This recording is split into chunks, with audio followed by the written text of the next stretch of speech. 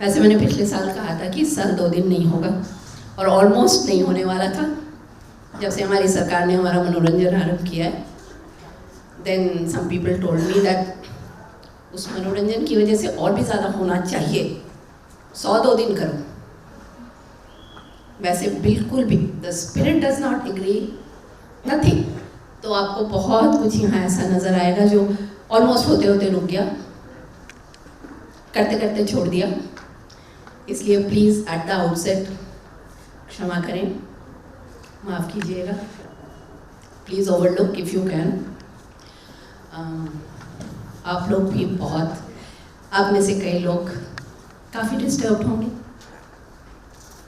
हम हैं। मेरे पास पर्सनली और हमारी पीढ़ी के बहुत सारे लोगों के पास ख़ास वजह है डिस्टर्ब होने की, बिकॉज सब कुछ हमारे नाक के नीचे हुआ है, हमारी नज़रों के सामने हुआ है और हमारी ज़ुबान छुट्टी लेके गई हुई थी। So I cannot sleep at nights, not just because students are being detained and the Chief Justice of India talks nonsense and Chief Ministers and DGPs and everybody, and the law is in the hands of those who are supposed to protect. law ऐसे हमारे हाथ में नहीं है। अगर हम कहें कि हाँ हम भी लॉ अपने हाथ में ले लेंगे तो हम फिर लॉ वालों के घर में हाउस अरेस्ट में होंगे। So it was very difficult to select the theme this year because it is not just in the last fortnight that so many things have happened. चलता ही जा रहा है, चलता ही जा रहा है, चलता ही जा रहा है और ये ऐसा चलता है कि कोई इंतहा है ही नहीं। It just continues and I don't know where, I don't think it will end till it has reached where it has to before it disintegrates. Now the it could be anything, हमारी ज़िंदगियाँ, हमारा मुल्क, हमारा planet, whatever.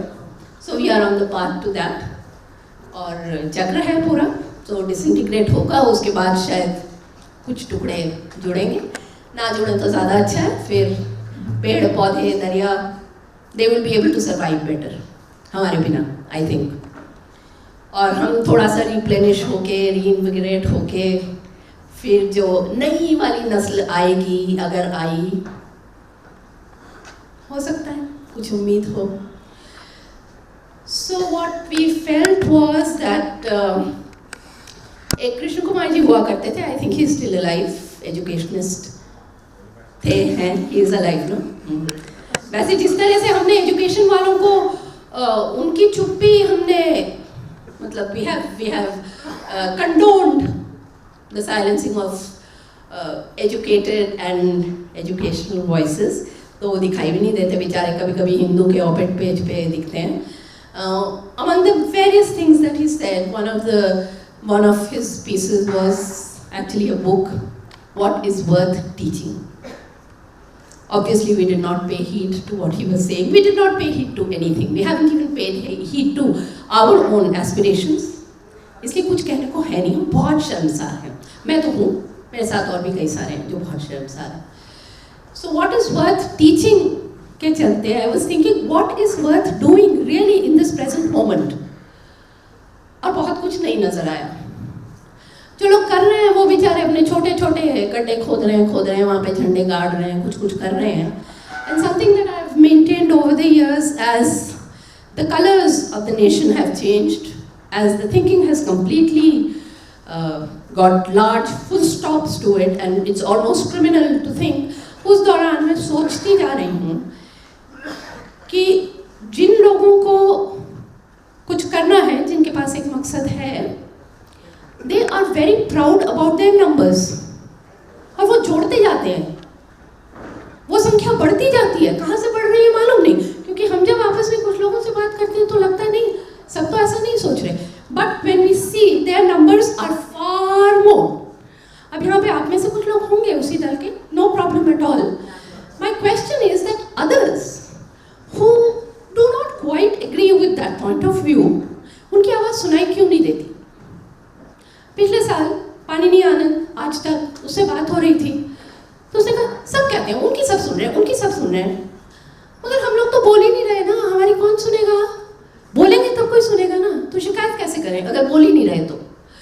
So what is worth doing में हमको लगा कि अच्छा ठीक है, थोड़ा सा हम कुछ बोल लेते हैं, तो इसलिए हम बोलने आ गए हैं, कुछ बना ही भी हैं चीज़ें, but it has taken a lot of effort to put this 2 दिन together, a lot of effort. और अक्सर पिछले कल की रात तक भी लगा, is it worth doing? Then I tell myself, yes, it is worth doing, because अगर ये भी नहीं करेंगे तो फिर तो दिमाग से तो हमने छुट्टी ले ही ली है, अपने हाथ पाँव से भी छुट्टी लेना पड़ेगा, and that is what is being demanded actually. सोचो मत, करो मत. So consider this 2 दिन one small act of resistance. Please join us. Resist in whatever ways you can. Say things that you feel, but not कि हमें उसके हाथ काट देने, उसके पाँव काट देने, उसको काट देना. Not that. It is not acceptable. किसी जाति के लिए नहीं, किसी समुदाय के लिए नहीं, किसी के लिए भी नहीं, कमंडल वालों के लिए भी नहीं. I think our biggest failure, I'm sorry if I sound like a politician, I think our biggest failure is that we are unable to imagine. तो हमने कुछ यहाँ पे छोटे छोटे clues रखे. Please imagine, please think, please speak. At all points of time, please avoid hurting, injuring, insulting, excluding. Please, I am being very didactic and I am saying, no, we cannot do that. It is not acceptable. बाकी मजे मनाएं. इस बारी जब हम when I was discussing the thing with the team, I said, देखो 2 दिन must not be a feel good thing anymore. We cannot afford that. बहुत सारा पब्लिक पैसा जा रहा है. No feel goodness. काम करवाना है. So along with the brochure, we've given you a notebook जिसमें आपको काम करना पड़ेगा, कुछ लिखना पड़ेगा, और हम फिर ये जांच करेंगे. Everybody can evaluate and assess, no? So we will evaluate your presence and we will see आपने वो देखा कि नहीं, अलग अलग जो सेशंस थे उसके बारे में कुछ कहा कि नहीं, लिखा कि नहीं. वैसे this is what the actual intention of this, apart from just harassing you people.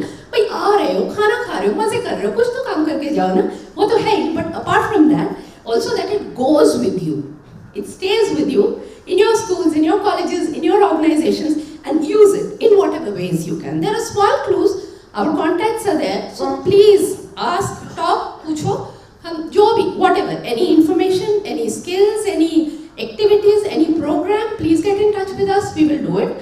मगर अपने आप से जो कर सको तो please do it, और अगर हमें बताओ तो बहुत बढ़िया, ना भी बताओ करते रहो, बस करते रहना प्लीज, नहीं तो हमारे हाथ पाँव भी बिल्कुल हो जाएंगे. जैसे हारमोनियम हमने कल लाए, हीराबाई वालों के लिए वो चल ही नहीं रहा था, तो मैंने पूछा कि सड़ गया क्या, तो देन आई सेड नहीं, मर गया. सो वी अभी तो हम जिंदा है ना, वो तो अभी तो मैं जवान हूँ बोली थी, मगर अभी तो हम जिंदा हैं. So we'll have to, so please keep on doing. Now we have Parth sir ने पूछा कि ये क्या है भाई, ये ऑर्डर चेंज हो गया कमरे का, जो लोग आप पहले आए हैं वो इसलिए चेंज हो गया क्योंकि अब हमें अपनी ओरिएंटेशन थोड़ी सी बदलनी पड़ेगी, दृष्टिकोण थोड़ा सा बदलना पड़ेगा. और अगर ऑलरेडी एग्जिस्टिंग दृष्टिकोण है जो बहुत रिजिड है, उसको थोड़ा सा फ्लेक्सिबल कर लेते हैं. और अगर है और हम बोलने से घबराते हैं तो उसको बोलने लगेंगे प्लीज. तो वो दृष्टिकोण को पलटने के लिए ये ओरिएंटेशन बदला गया है कमरे का, और इसलिए भी बदला गया है क्योंकि उधर हमने एक अपना एग्जीबिशन लगाया हुआ है. अगर की कुर्सियां उस तरफ मुंह करके, आप लोग अगर उस तरफ मुंह करके बैठते हैं तो आप किसी की बात नहीं सुनते, उसको देखते रहते. So इसलिए there you will go when we ask you to go. Okay, we will decide everything that happens here this time. No freedom for the participants. Now he will give his long lecture, as you all know. आप हंस रहे हैं. I was not trying to humiliate him. वैसे वो lecture it's just a compulsive disorder that we people have. और हम हर दिन की तरह, हम हर बारी की तरह, हम हर 2 दिन की तरह हम already late हो चुके हैं. मगर we will shove things in इधर उधर, थोड़ा सा కొంచెం adjust जैसे in तेलुगु, और थोड़ा सा adjust कर लीजिए. ट्रेन्स में बोला करते थे जिस ज़माने में हम ट्रेन्स में चढ़ते थे, तो थोड़ा सा एडजस्टमेंट हो जाएगा. लोग आएंगे जाएंगे.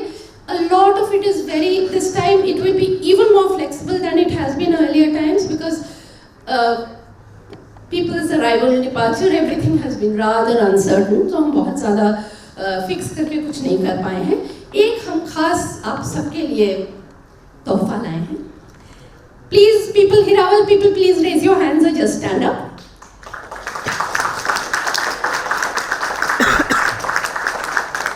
So there's this lovely group of singers वो कहते हैं कि हम उतने अच्छे गायक नहीं हैं, ऐसे कोई बात नहीं, आवाज़ बहुत बुलंद है, जो कहते हैं वो बहुत ज़रूरी है. So they'll be here with us. दो लोग आज रात में चले जाएंगे, but they'll be here. They will start with a couple of songs after his lecture, of course. And then I have said जब थोड़े से ढीले हो जाने लगे लोग, तो आके जल्दी से कुछ गा देना.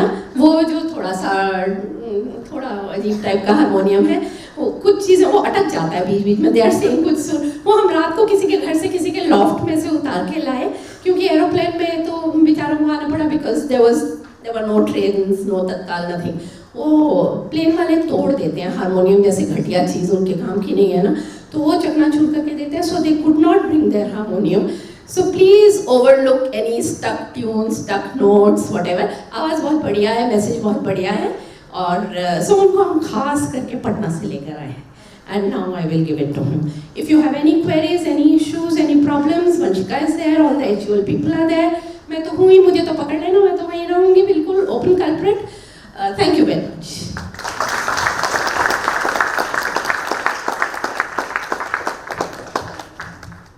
Yesterday when I said that I will put her name on the program, she said no way. And then she had to come and do this to her. Alright. I'm going to just read a couplet that a friend of mine sent me. As some of you may know, this Friday, coming Friday, December 27th, the Hindi BBC program is going to stop. After that there will be no Hindi programs, the news programs from the BBC, after many, many decades. And one of my friends, who is a journalist who writes and speaks on the BBC Hindi program, sent me this message. ज़माना बड़े शौक से सुन रहा था, हम ही सो गए दास्तान कहते कहते. I think to me, what Bhashwati was saying is very meaningful, and at the same time, I just cannot help adding that what can you do? You have to keep finding words. You can't go to sleep. None of us can afford to go to sleep. And once we are aware of the urgency of all of the complicated things that are going on all around us, everything begins to sound allegorical. Everything begins to sound very meaningful. Last night, Apurvanand Jha called me and said that, you know, this is the first time I have been in a plane in which the pilot is saying that I don't have the experience to fly this plane. And he said, I don't know how this plane is going to take off. They're trying to persuade him to take the plane. And then Gawar Raza Sahab called me and I told him that this is what Apurvanand is saying. And he said that वो तो कम से कम बता रहा है कि मुझे नहीं आता है. कई लोग ऐसे हैं जो बताते नहीं हैं, ये उनको नहीं आता प्लेन चलाना. तो we are in extremely dangerous situations. Extremely.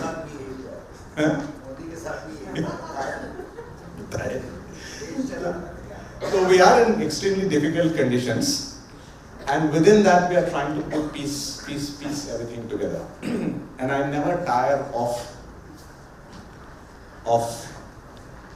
referring to this very beautiful lesson that one of our geography teachers taught us. That sometime in the early 70s, it's like the world map, which is like a jigsaw puzzle.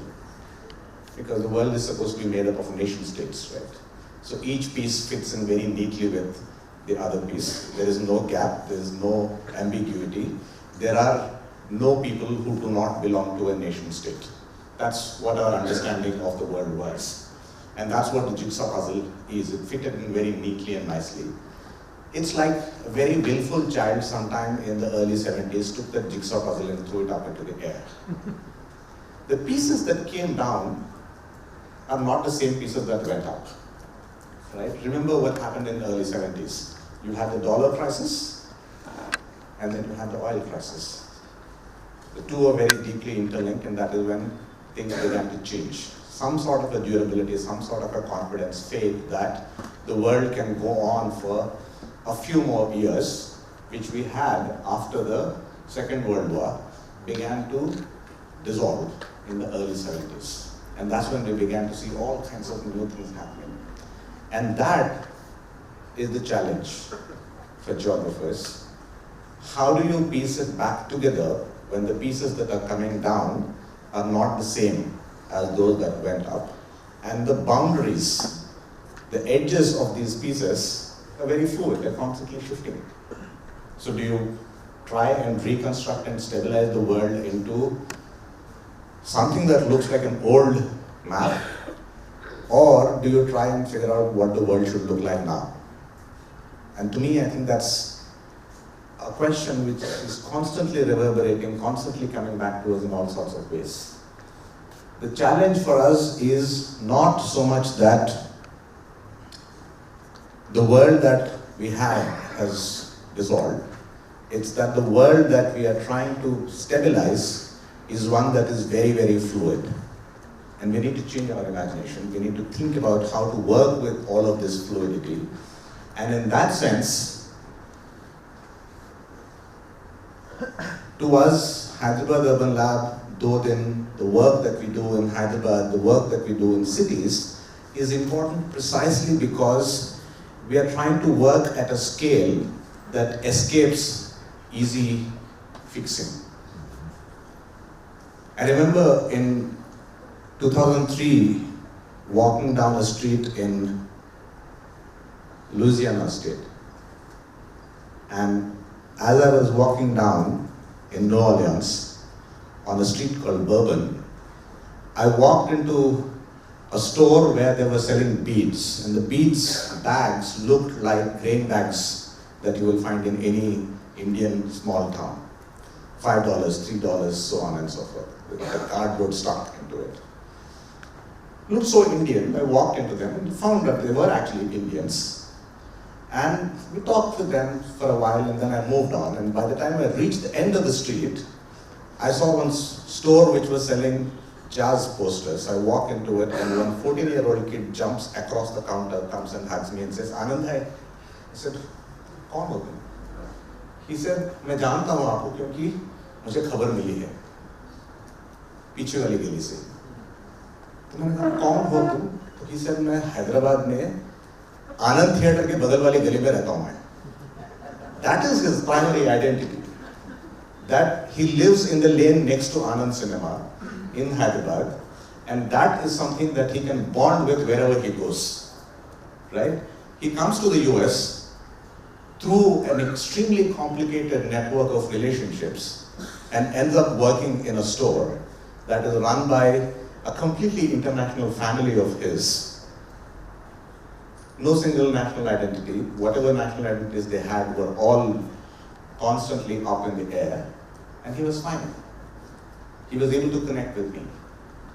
And that was the source of hope, that we can find possibilities of banding together, of being able to rework our identities, of being able to reinvent ourselves through places. Because it is in places where there is co-presence, where you live together, that is where we have to sort of think from the end. That is the guiding principle of a lot of the work that we do in Hyderabad Urban Lab. That we need to constantly try and see how places work, what happens in places. It's not that place in itself is a bounded entity. It is something which is fluid and flexible, but it does give you possibilities of connecting with each other.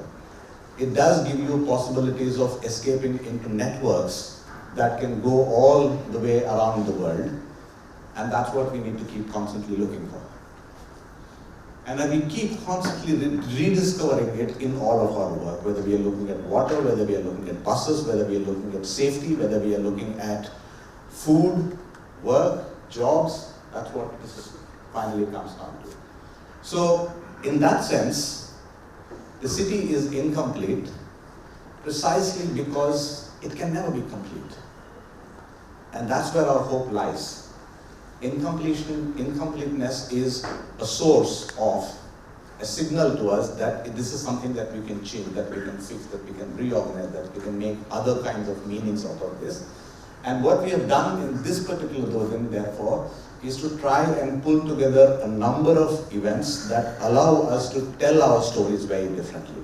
So you have in the afternoon, Arijit Sen, who has done this fantastic work in Goa, mapping this place called Mapusa Market, and he's going to talk about his work. We're going to have Hiraval people talking to us about very, very concrete things and singing about them. We are going to have someone who made a film on a street in Old City where for the last 100 years people have been making dentures for poor people. There are families which have been just doing that. Generation after generation they make dentures with porcelain for poor people. Right? We are going to be talking about streets in Bombay, streets in Delhi, neighborhoods in Calcutta. That's what we're going to be looking at. And I'll stop here. So my speech is also going to be adhura. But we're here for 2 days, which is what the idea has always been, that we are around. The schedule is never fully fixed and set in stone. We open up things. And as I've been trying to tell and persuade speakers to come here, what we do is to try and figure out what are the kinds of things that we want to think about, talk about, and then we try and figure out who are the people we want to do. And once we fix that, then things will happen, things will unfold, and we have always, each year, when we have done Dodin, we've discovered a lot. And it's that spirit of discovery, experimentation, the spirit of openness, which is what we need to embrace as philosophy for our cities and for the places that we build. So I'll stop here. Hello, मेरी आवाज़ पीछे तक जा रही है? बहुत शुक्रिया Vanshika. Urban labs के काम को जानता रहा हूँ, लेकिन 2 दिन में आने का मौका पहली बार मिल रहा है, और इसके लिए मैं अर्बन लैब्स का और सारे आयोजकों का बहुत शुक्रिया अदा करता हूँ। जैसा अनंत बतला रहे थे कि कल रात तक हमें पता नहीं था कि हम पहुँचेंगे कि नहीं, क्योंकि दिल्ली में दिखाई पड़ना बंद हो गया था और पायलट को इसका अंदाज़ नहीं था कि वह 200 मीटर देख सकता है या 400 मीटर देख सकता है। और थोड़ी देर के बाद मुझे ये कुछ शायरी जैसी लगने लगी कि पायलट को इसका अंदाज़ नहीं है कि वो देख सकता है कि नहीं, और जो हमें बतलाया जा रहा है वो सच है कि नहीं। और कुछ देर बाद जब ये दिखाई पड़ा कि बगल का हवाई जहाज़ उड़ गया, और थोड़ी देर बाद जब हमें ये संदेश मिला मोबाइल फ़ोन पर कि thank you very much for flying with us, जबकि अब हम वहीं खड़े थे, तो सबका गुस्सा बहुत बढ़ने लगा और उनको लगा कि उन्हें कुछ झूठ कहा जा रहा है। और तब जाकर ये कबूल किया लोगों ने कि जो पायलट बैठा हुआ है उसको दरअसल इतना तजुर्बा नहीं है कि वो इस जितनी दूर दिखलाई पड़ रहा है उसमें वो उड़ सके। और एक तरह से उसने हम पर मेहरबानी की कि ऐसा दुस्साहस नहीं किया कि हवाई जहाज उड़ा दे, क्योंकि उसको अपनी जान का डर था, हमारी जान से। मुझे ऐसा लगता है maybe I am being unfair to him, लेकिन उसने ये दुस्साहस नहीं किया। बहुत सारे लोग ये कह रहे हैं कि भारत की अर्थव्यवस्था क्रैश कर गई है, और कल मुझे उस समय समझ में आया कि क्यों क्रैश कर गई है। क्योंकि एक ऐसे पायलट ने उसको उड़ाया जिसको मालूम नहीं था कि अर्थव्यवस्था कैसे उड़ाते हैं। पिछले साल एक और किताब आई जो 20वीं शताब्दी के तानाशाहों पर है, और उस किताब की खास बात यह है कि वह यह बतलाती है कि 20वीं शताब्दी के जितने भी तानाशाह हैं जिनका वह अध्ययन करती है, बतलाते हैं कि उनमें सब के सब नालायक थे, नाकाबिल थे, incompetent, they just couldn't rule, लेकिन वे सब तानाशाह थे और उन्होंने कई साल शासन किया। और ये बहुत अजीब बात है कि वे बिल्कुल ही नालायक थे, नाकाबिल थे, लेकिन उन्होंने 10 साल, 20 साल, 30 साल शासन किया। तो तानाशाहों से जब आज़ादी मिलती है तब मुल्क को पता चलता है कि वो पूरी तरह से तबाह बर्बाद हो चुका है। सिर्फ सामाजिक ताने बाने के मामले में नहीं, बल्कि जिससे आज़ाद माना जाता है अर्थव्यवस्था को, उसमें भी तबाह हो चुका है और उसके पास कुछ बचा नहीं है। बहुत सारे लोग तजुर्बे से सीखते हैं, लेकिन इंसानों के बारे में ये कहा जाता है कि वो तजुर्बे से नहीं सीखता, वो खुद तजुर्बा करना चाहता है। तो जब आप ये कहते हैं कि ऐसा तजुर्बा पूरी दुनिया कर चुकी है, बराए मेहरबानी आप इस रास्ते न जाएं, आपकी बर्बादी होगी, तो वो कहता है हम भी कुछ तजुर्बा करके देखना चाहते हैं। तो हिंदुस्तान पिछले 7 साल से एक तजुर्बा कर रहा है, 6 साल से। उसको इस बात से तसल्ली नहीं है कि जर्मनी ये तजुर्बा कर चुका है, उसको इस बात से तसल्ली नहीं है कि उसके पड़ोसी मुल्क इस बात का तजुर्बा करके तबाह हो चुके हैं, वो ये तजुर्बा करना चाहता है। लेकिन हम यहाँ शहरियत की बात कर रहे हैं, शहर की बात कर रहे हैं, और शहरियत में 2 चीज़ें होती हैं और उनको लेकर अभी पूरा हिंदुस्तान एक तरह से जूझ रहा है। शहरियत एक तरह से हमें आज़ादी देती है और नई किस्म की दोस्तियाँ देती है। जो जिनको शहरियत नहीं मिली है उन्हें मैसर नहीं। इसलिए बहुत हैरानी की बात नहीं है कि जो गांवों को लेकर एक बहुत रुमानी नज़रिया रखते हैं, वे जब प्रेमचंद का उपन्यास गोदान पढ़ते हैं तो उसमें बाप और बेटे का जो द्वंद्व है उसको समझना उनके लिए मुश्किल होता है, क्योंकि बाप यानी होरी, मुझे पता नहीं आप में से कितने लोगों ने गोदान पढ़ा है। बाप जो गांव के नियम कायदे हैं, जिनमें आप गांव के बड़े लोगों के नीचे रहते हैं, जैसे वो कहता है कि बड़े लोगों के पांव तले गर्दन रहती है और उन पाँवों को सहलाने में ही कुशल है। तो ये जो पाँव हैं वो जमींदार के पाँव भी हैं, वो ऊंची जात वालों के पाँव भी हैं, वो पुलिस वालों के पाँव भी हैं, वो पटवारी के पाँव हैं, वो महाजन के पाँव हैं, जो कर्ज देते हैं उनके पाँव हैं, जिनको सहलाने में ही सहलाने से गुजर होती है। गोबर जो होरी का बेटा है वह इस मर्यादा को तोड़ देता है और लखनऊ भाग जाता है, और लखनऊ में वो बहुत तकलीफ से रहता है, बहुत जिल्लत से रहता है, जिसे आप झुग्गी झोपड़े कहते हैं, उसमें रहता है। लेकिन वह गांव के पुराने रिश्तों का जो इत्मीनान था, जिनके बारे में बार बार हम लोग बात करते हैं, उस पूरे इत्मीनान को छोड़ देना चाहता है और शहर की असुरक्षा में अपने आप को भुला देना चाहता है, क्योंकि उससे शायद उसको एक तरह की आज़ादी मिलती है जो उसके वजूद की आज़ादी है, उसकी अपनी आज़ादी है।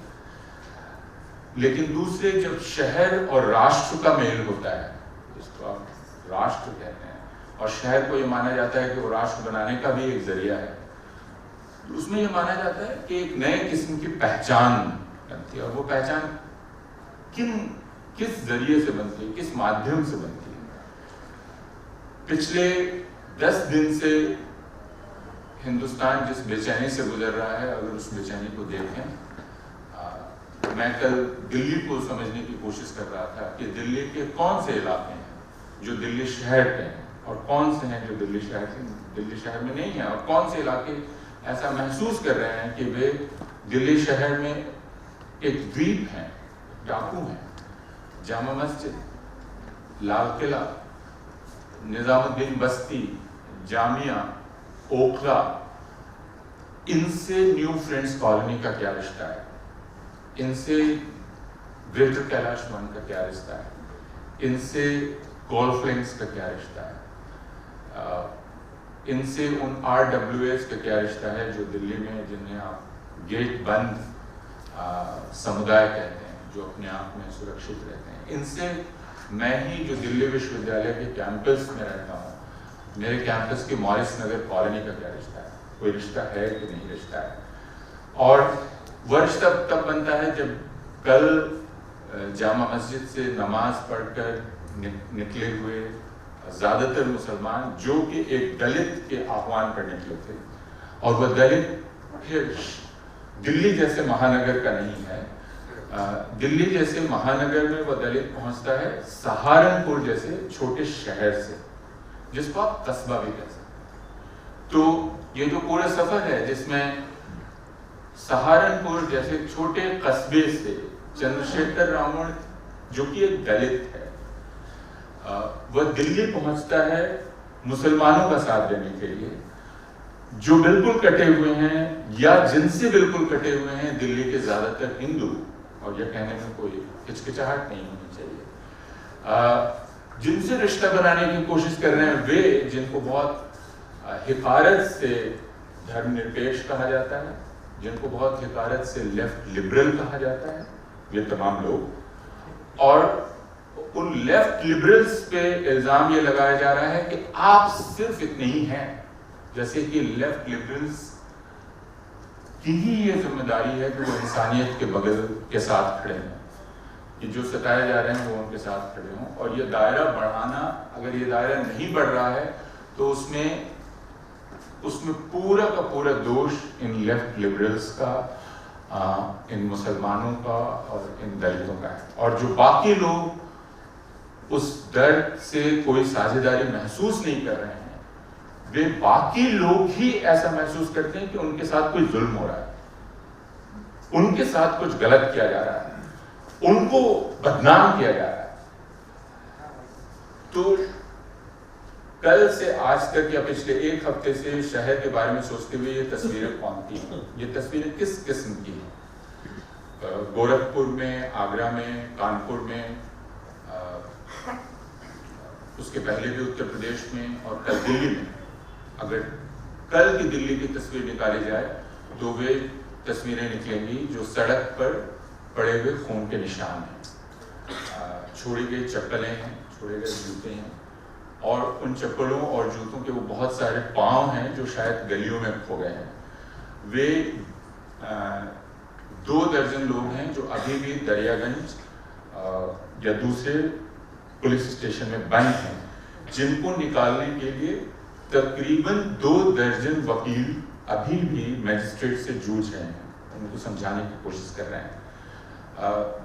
और ये चीज रोकी जा सकती थी अगर दिल्ली, जो कि शहरों का शहर है, हिंदुस्तान के शहरों का शहर, और हैदराबाद में बोलते हुए मुझे थोड़ी हिचकिचाहट होनी चाहिए, फिर भी हम ये कहते हैं चूंकि वो हिंदुस्तान की राजधानी है, उस दिल्ली की शहरियत को बचाने का जिम्मा जिसे हम कह सकते हैं वो हिंदुस्तान की सबसे ऊंची अदालत पर था। और कल मैं जब उन खून के निशानों की तस्वीर देख रहा था तो मैं ये सोच रहा था कि क्या अभी जब मैं एयरक्राफ्ट में बैठा हुआ उड़ने का इंतजार कर रहा हूँ, सर्वोच्च न्यायालय के मुख्य न्यायाधीश को नींद आ रही होगी, क्योंकि ये सब कुछ शायद रुक सकता था अगर 4 दिन पहले जब उनके सामने अर्जी लेकर लोग गए थे ये कहते हुए कि जामिया मिलिया इस्लामिया में पुलिस ने जो किया उस पर जांच बिठाइए, तो उन्होंने जो वाक्य कहा वो शहरियत की भावना के बिल्कुल खिलाफ है। क्योंकि अगर शहरियत, जमहूरियत, राष्ट्र निर्माण इन सब को जोड़ दें तो जो हमारे मुख्य न्यायाधीश कह रहे हैं उनको उससे बाहर करना पड़ेगा। उन्होंने कहा कि अगर आप सड़क पे रहना चाहते हैं तो हमारे पास मत आइए, if you want to take to street don't come to us. और मुझे लगा कि मुझे उनको याद दिलानी पड़ेगी कि एक जमहूरी शहर, एक लोकतांत्रिक शहर अदालत में नहीं बनता है, वो सड़क पर बनता है। सड़क पे जमहूरियत बनाई जाती है, वो संसद में नहीं बनती है। सड़क से हम संसद पे लोगों को भेजते हैं, और आप हमें ये कह रहे हैं कि अगर आप सड़क पे आना चाहते हैं तो हमारे पास मत आइए, जबकि सड़क हमारा हक है, सड़क पे रहना हमारा हक है, और आपका काम है उस हक की हिफाजत करना। लेकिन आप ये कह रहे हैं कि पुलिस को इसका पूरा हक है कि वो हमें सजा दे सके सड़क पे रहने की, और पुलिस ने शायद ये संदेश सुना और इसीलिए कल उससे ज्यादा अत्याचार हुआ जो जामिया मिलिया इस्लामिया में हुआ था। विश्वविद्यालय में कैसे पुलिस वाले जाते हैं सर? अलीगढ़ मुस्लिम विश्वविद्यालय में जब पुलिस गई और मेरी कल एक पुलिस अधिकारी से बात हो रही थी, तो उन्होंने कहा कि आपको सिर्फ करना यह है कि आपको एक मैजिस्ट्रेट के पास जाना है और पुलिस मैनुअल बना हुआ है जिसमें यह बतलाया गया है कि पुलिस कैसे करेगी काम अपना। पहले वो आपको चेतावनी देगी और अगर आप चेतावनी नहीं मानेंगे तो वो बल प्रयोग करेगी, उसके बाद वो लाठी चार्ज करेगी, उसके बाद वो टीयर गैस चलाएगी, उसके बाद वो हवा में फायरिंग करेगी, उसके बाद वो फायरिंग करेगी। लेकिन उस मैनुअल में कहीं ये नहीं लिखा है कि वो स्टन ग्रेनेड चलाएगी। स्टन ग्रेनेड ये शब्द पुलिस मैनुअल में नहीं है। इसलिए अगर अलीगढ़ मुस्लिम विश्वविद्यालय में घुसकर पुलिस ने स्टन ग्रेनेड चलाया है और उससे एक छात्र का हाथ उड़ गया है तो आप सीधे मैजिस्ट्रेट के पास जा सकते हैं, मैजिस्ट्रेट के पास, जबकि उस विश्वविद्यालय का रजिस्ट्रार कह रहा है हाथ ही तो उड़ा है। खास बात क्या हुई? रजिस्ट्रार जो कि खुद एक सेवारत पुलिस ऑफिसर है, नौजवान है, हम लोग ये मानते हैं कि नौजवानों में थोड़ी रूमानियत होती है, आदर्श होता है, नौजवान है, 2006 बैच का है और अभी 6 महीने में वापस अपने कैडर को लौट जाएगा और कानून व्यवस्था का इंतजाम करेगा। उसका यह ख्याल है कि हाथ ही तो उड़ा है, जान तो नहीं गई। और वो रजिस्ट्रार है जिसका जिम्मा, रजिस्ट्रार को हम कहते हैं न सिर्फ कस्टोडियन ऑफ रिकॉर्ड्स, वो कस्टोडियन ऑफ रिकॉर्ड्स तो होता ही है, वो एक तरह से कस्टोडियन है यूनिवर्सिटी का। लेकिन जब विश्वविद्यालय खुद ये कहे, विश्वविद्यालय का मुखिया ये कहे, कुलपति और रजिस्ट्रार, कि नहीं हमने बुलाया था पुलिस को, जबकि सारे लोग देख रहे हैं कि पुलिस दरअसल गेट तोड़कर अंदर गई, तो इसका मतलब आप बाद में पुलिस ने जो किया है उसको जायज ठहराने के लिए खुद बयान दे रहे हैं। तो पिछले 70 साल से हम जिस तरह के शहर बनाने की कोशिश कर रहे थे, और शहर का मतलब है आजाद जगहें, शहर का मतलब है इस तरह का एक जमावड़ा जिसमें हम ये उम्मीद करते हैं कि पुलिस नहीं घुसेगी और पुलिस इसको भंग नहीं करेगी, जिसमें हम ये उम्मीद करते हैं कि कोई दूसरा दल नहीं घुसेगा और इसको भंग नहीं करेगा, जिसमें हम ये उम्मीद करते हैं कि हम एक दूसरे से बातचीत करेंगे और आपको एतराज होगा तो आप खड़े होंगे और अपना एतराज जाहिर करेंगे। वह शहर जिस शहर में विश्वविद्यालयों को माना जाता था कि वो शहर में हैं और नहीं भी हैं, शहर उनमें दखलंदाजी नहीं कर सकता और शहर का निज़ाम उनमें दखलंदाजी नहीं कर सकता, शहर इस तरह की स्वायत्त जगहों का एक तरह का जमावड़ा था। लेकिन अब सब कुछ एक केंद्रीय सत्ता के कब्जे में है और चूंकि शहर को दो बहुत साफ हिस्सों में बांट दिया गया है, जिसमें एक बड़ा हिस्सा इस बात से सहमत है कि दूसरे हिस्से को काबू में रखना चाहिए। और यहाँ मैं अपनी बात खत्म करूँगा कि ये शहर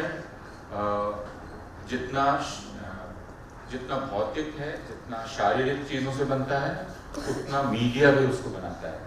कल दोपहर में जब मैं जामा मस्जिद की तस्वीरें देख रहा था जो टेलीविज़न पर आ रही थी, जामा मस्जिद में जुमे की नमाज के बाद हज़ारों लोग इकट्ठा थे और वो बाहर निकलना चाहते थे, सड़क पे आना चाहते थे, और टेलीविज़न चैनल की जो एंकर थी वो लगातार उनको दिखाते हुए कह रही थी कि इसे देखिए, कुछ भी हो सकता है।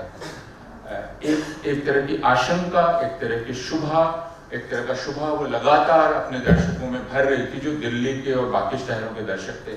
और जो रिपोर्टर वहाँ खड़ा था वो बार बार, मैंने गौहर रजा साहब से कहा कि एक बहुत सस्ता सा शेर वो सुना रहा था कि ये वही दिल्ली है जिसे देखकर कभी दिल मचलता था और ये वही दिल्ली है जिसे देखकर अब डर से दिल धड़कता है। मुझे लगा कि ये जो मुसलमान इतना इकट्ठा है, आप बार बार ये शेर सुना कि ये क्यों कहते हैं कि इनको देखकर डर से दिल धड़कने लगा। अगर ये सड़क पर हों तो क्यों किसी का दिल डर से धड़कना चाहिए, और क्यों उन्हें सड़क पर होने का हक नहीं है, और क्यों हिंदुस्तान की सड़क पर मुसलमान की तरह दिखाई नहीं दे, क्यों हिंदुस्तान के मुसलमानों से बार बार ये कहा जाता है कि सड़क पे निकलो लेकिन मुसलमान की तरह मत देखो। यह मांग हिंदुस्तान में जब तक होगी, हिंदुस्तान का शहर नहीं होगा। और यह एक ख्याल है जो मेरे दिमाग में पिछले 10 दिन से बार बार पहुँच रहा है, और मैंने सोचा कि मैं इस ख्याल की साझेदारी आपके साथ करूँ। आज भी दिल्ली में लोग निज़ामुद्दीन में इकट्ठा हो रहे हैं, राजघाट पर इकट्ठा हो रहे हैं, उन बच्चों को निकालने की कोशिश कर रहे हैं जो पुलिस स्टेशन में हैं। हम लोग भी यहाँ इकट्ठा हैं, और अगले 2 दिन अलग अलग किस्म से शहरियत पर बात करेंगे। तो उन बच्चों और उन नागरिकों, और मैं दोबारा कह रहा हूँ, मुसलमानों के बारे में ज़रूर सोचें। शुक्रिया।